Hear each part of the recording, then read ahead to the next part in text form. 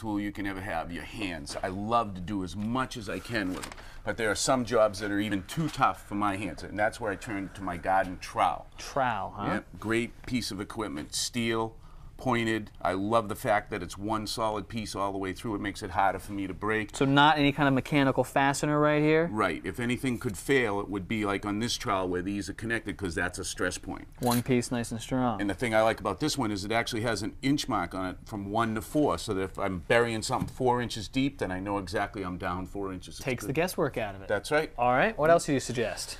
Cultivator, something like this. This is simply an extension of your hand or fingers, and it allows you to get in under plants where you couldn't get with your hands. And you call it a cultivator? Right, because you're cultivating the soil to keep down the weeds, allow moisture and water to get in, and maybe even scratch in a little fertilizer. Okay, I like it.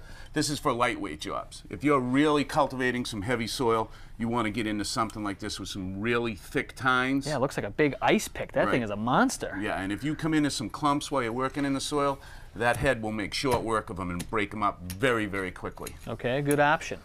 What else have you got? Couple specialized things. First is this bulb planter.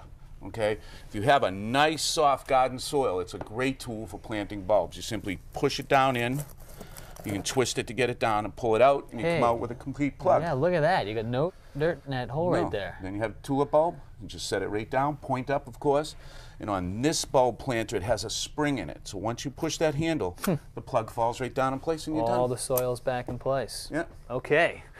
One more. Probably the oldest garden tool around. What is this? It looks like some sort of a weapon. Oh, it's called a dibble, and it's actually a very delicate instrument for making small holes for seeds.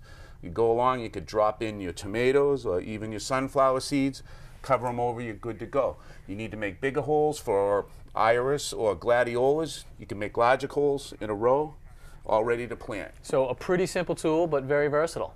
Sometimes the simplest tool